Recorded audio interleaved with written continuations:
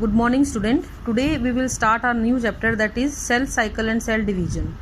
So first of all, we should know what is the meaning of cell cycle and the cell division. Basically the cell division is the process in which one cell undergoes a division and form the two daughter cell. तो किसी भी एक cell का दो parts में divide हो जाना identical, बिल्कुल सेम ऐसे किसी ऐसे सेल बन जाना क्या कहलाता है बेटा? सेल डिवीजन कहलाता है। ये इसलिए होता है ताकि एक प्रोजेनी जो है वो फर्दर नई प्रोजेनी को डेवलप कर सके, एक ऑर्गेनिज्म अपने जैसे और ऑर्गेनिज्म को प्रोड्यूस कर सके। यहाँ पे मटेरियल को भी रिटेन रखा जाता है, जितने भी number of chromosome parent cell में हो उतने ही number of chromosome daughter cell में भी होते हैं। तो जितना इजी ये स्टेप आपको दिख रहा है कि एक सेल से दो सेल बन गई हैं, यहाँ पे इतना इजी ये स्टेप होता नहीं है बेटा। इसके अंदर एक मतलब बहुत सारे स्टेप्स आते हैं जिसको हमने दो फेजेस में बेसिकली बांट दिया है, interphase and M phase. Interphase जो होती है एक प्रिपरेटरी फेज होती है, इसको हम रेस्टिंग फेज भी बोल देते हैं। यहाँ से हमें कुछ भी ऐसा कोई बड़ा चेंज होता हुआ नज़र नहीं आता है, but still it is a very important phase, क्योंकि इस फेज़ के दौरान बहुत सारी तैयारियाँ की जाती हैं इस फेज़ को कंप्लीट करने के लिए। यानी एम फेज़ में जाने से पहले कोई भी सेल इंटरफेज के दौरान बहुत सारी प्रिपरेशन करती है। ये बिल्कुल वैसे ही है जैसे अगर घर में कोई बड़ा फंक्शन हम लोग बना रहे हैं या कुछ भी फंक्शन हमने कोई बर्थडे ही हमने सेलिब्रेट करना है, तो उसके लिए हम बहुत सारी तैयारियां करते हैं और फाइनली आपका बर्थडे सेलिब्रेट होता है। ठीक है, बिल्कुल ऐसे ही एम फेज में सेल डिवाइड करेगी, लेकिन उस डिवीजन से पहले सेल की जितनी भी रिक्वायरमेंट होती हैं रिगार्डिंग द डिवीजन उन सभी को पूरा किया जाता है, इसलिए इसको प्रिपरेटरी स्टेज भी बोल देते हैं। ये स्टेज कहने को रेस्टिंग स्टेज होती है, लेकिन मोस्ट एक्टिव फेज होती है क्योंकि इसमें बहुत सारी प्रिपरेशन की जाती है। इस फेज को हमने तीन हिस्सों में बांट दिया है, G1 phase, S phase, G2 phase, यानी गैप 1 फेज, सिंथेटिक फेज और गैप 2 फेज। ठीक है, उसके बाद बेटा हम लोग बात करेंगे एम फेज की। एम फेज को हमने दो हिस्सों में बांटा हुआ है, कैरियोकाइनेसिस और साइटोकाइनेसिस। कैरियो वर्ड का मतलब होता है न्यूक्लियस और काइनेसिस मतलब स्प्लिटिंग, यानी कि इस फेज के अंदर पहले न्यूक्लियस स्प्लिट होगा और उसके बाद आपका साइटोप्लाज्म स्प्लिट होगा। तो यहाँ पे न्यूक्लियस के स्प्लिट होने की 4 फेजेस हैं, प्रोफेज, मेटाफेज, एनाफेज, टेलोफेज। ये फर्दर जैसे हम चैप्टर आगे बढ़ेगा वहाँ पे आपको ये सारी चीज़ें बताई जाएंगी कैसे ये होता है। और साइटोकाइनेसिस होता है डिवीजन ऑफ साइटोप्लाज्म। ठीक है बेटा, तो बेसिकली हमने जो सेल साइकिल है उसको दो हिस्सों में बांटा, इंटरफेज जिसमें सारी तैयारियां की जाएंगी और एम फेज जिसके अंदर कैरियोकाइनेसिस और साइटोकाइनेसिस होगा। अगर एक सेल को सिंगल से डबल में होना है, एक सेल से दो बनानी है, it has to go through out the cell, सभी सेल्स के बीच में से इसको निकलना पड़ेगा। ठीक है, and it as a result 2 daughter cell produce, और एंड में आपको क्या मिलेगा बेटा? 2 डॉटर सेल मिल जाती हैं। अब आप इस डायग्राम को देखिए ज़रा, आप इस डायग्राम में एक चीज़ ऑब्जर्व कर रहे हैं कि यहाँ पे हमने एक साइकिल बनाया हुआ है जिसके अंदर ये और ये यानी G1 फेज, S और G2 फेज, ये तीनों आपकी प्रिपरेटरी फेज हैं। कितना लंबा टाइम यही ले लेती हैं, सिर्फ एम फेज बहुत ही कम टाइम के लिए होती है। तो यहाँ से कोई प्रोसेस स्टार्ट होगा और इन तीनों फेजेस से होते हुए एम फेज में पहुंचेगा और यहाँ पे सेल डिवाइड हो जाएंगी। ये कहने का मतलब है अगर यहाँ से एक सेल से स्टार्ट हुआ है कोई प्रोसेस, तो फाइनली यहाँ आते आते आपको 2 अलग अलग सेल सेम क्रोमोसोम नंबर की मिल जाती हैं। First of all we will discuss about the G1 phase. In the G1 phase, इसको गैप 1 भी बोल देते हैं, ये S1 फेज के लिए सेल को तैयार करती है।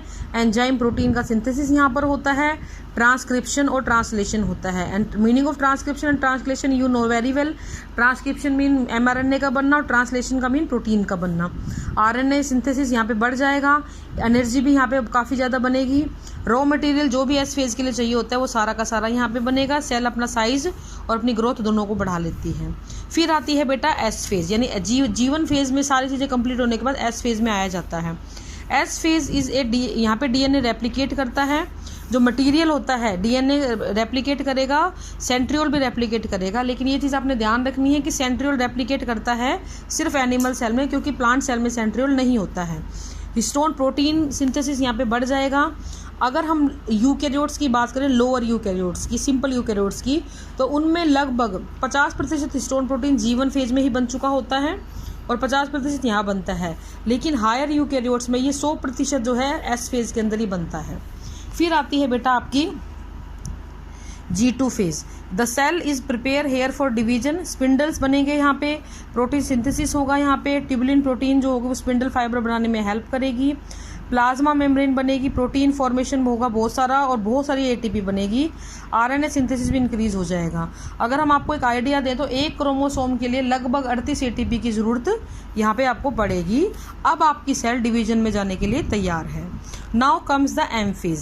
G2 फेज का हो गई खत्म, उसके तुरंत बाद ही एम फेज में आपकी सेल चली जाती है, जिसके अंदर वो प्रोफेज, मेटाफेज, एनाफेज और टीलोफेज, इन चारों फेज। देखो इन एक चीज़ हमेशा ध्यान रखना, सीक्वेंस चेंज नहीं होगा। यहाँ पे आप कई बार बच्चे क्या करते हैं, सारे नाम याद कर लेते हैं, उनको आगे पीछे लिख देते हैं, ऐसा नहीं करना है। ये सिस्टम से लगेगा, प्रोफेज पहले आएगी, फिर मेटा, फिर एना, फिर टेलो। इस तरीके से कैरियोकाइनेसिस होगा और फिर साइटोकाइनेसिस होगा और फाइनली आपको 2 सेल मिल जाती हैं। ठीक है, तो अब हम आपको थोड़ा सा इसके बारे में बता देते हैं इंटरफेज किस तरीके से। यहाँ पे फॉर एग्जांपल यहाँ पे आपकी एक सेल थी, वो सेल G1 फेज में गई, S में गई, G2 में गई, फिर अगली बार वो M में गई। यहाँ G2 से तुरंत कंप्लीट होकर वो कैरियोकाइनेसिस में करती है। कैरियोकाइनेसिस में ये चारों फेज आएंगी, prophase, metaphase, anaphase, telophase, cytokinesis और फाइनली आपको at the end of cytokinesis 2 cell मिल जाती है। शुरू कितने से हुए थे? 1 से, और मिली कितनी? 2।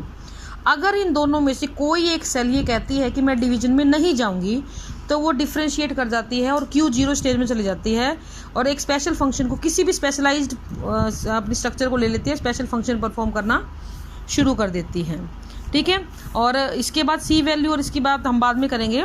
अगर डॉटर सेल डिवाइड नहीं होती है तो वो डिफ्रेंशिएट होती है, स्पेशलाइज होती है और एंटर कर जाती है G1 फेज के अंदर, और दे एंट्री टू G1 फेज। अगर वो डिवाइड नहीं करती है और डिफ्रेंशिएट भी नहीं होती है, अगर वो डिवाइड नहीं करेगी और डिफ्रेंशिएट करेगी तो स्पेशलाइज हो जाएगी, Q0 स्टेज में चली जाएगी और बाद में वो G1 स्टेज में चली जाएगी। They get into G0 phase और क्विसेंट स्टेज। ठीक है, इनएक्टिव स्टेज भी इसको हम बोल देते हैं। यहाँ पे G0 आएगा बेटा, ये गलत लिखा हुआ है। ठीक है, नेक्स्ट है आपका they coming out of the cell for process called differentiation. इस प्रोसेस को हम लोग क्या बोलते हैं? डिफ्रेंशिएशन बोलते हैं। ठीक है, और ये क्वेश्चन आता है कि डिफ्रेंशिएशन क्यों ज़रूरी है। किसी भी सेल को अगर कोई फंक्शन परफॉर्म कर रहा है ना, अगर सेल डिफ्रेंशिएट नहीं होगी ना बच्चों, तो सेल डिवाइड तो करती रहेंगी, नई नई सेल तो बनती रहेंगी, लेकिन उनका बनने का कोई औचित्य नहीं होगा, क्योंकि वो किसी फंक्शन को तो परफॉर्म कर ही नहीं रही हैं। तो सेल का फंक्शन परफॉर्म करने के लिए स्पेशलाइज होना पड़ता है। अब अगर कभी ये डिफ्रेंशिएटेड सेल जिसने अपने आप को स्पेशलाइज्ड कर लिया दोबारा से डिवीजन में जाती है तो उसको डी डिफ्रेंशिएशन बोलते हैं। और उस डी डिफ्रेंशिएशन के बाद जो नई सेल बनी, अगर वो दोबारा से ये कह देती है कि नहीं अब हमें आगे डिवीजन में नहीं जाना, दैट इज कॉल्ड एज री डिफ्रेंशिएशन। ठीक है बच्चों, अब हम बात करते हैं एक नई चीज़, C value. It is the total DNA present on 1 set of chromosome. एक सेट ऑफ क्रोमोसोम में जितना DNA प्रेजेंट होता है उसको हम बोलते हैं C वैल्यू। अलग अलग फेजेस के अंदर क्रोमोसोम नंबर और C वैल्यू की हम लोग यहाँ पे बात करेंगे। G1 फेज में क्रोमोसोम नंबर 2n होते हैं, वैल्यू 2C होती है। End of the G1 phase में क्रोमोसोम नंबर भी 2n होते हैं, C वैल्यू भी 2n होती है। लेकिन S फेज में आपको पता है, हमने बताया भी था, यहाँ पे रेप्लिकेशन हो जाता है, तो क्रोमोसोम नंबर तो सेम रहते हैं लेकिन DNA का कंटेंट, क्योंकि DNA रेप्लिकेट कर गया, अब ये इसका कंटेंट बढ़ जाता है, 4C डबल हो जाता है। G2 फेज में भी ये 2n और 4C रहता है। इंटरफेज कंप्लीट हो जाती है, तब तक ये चीज़, ये वाली कंडीशन रहती है 2n और 4C।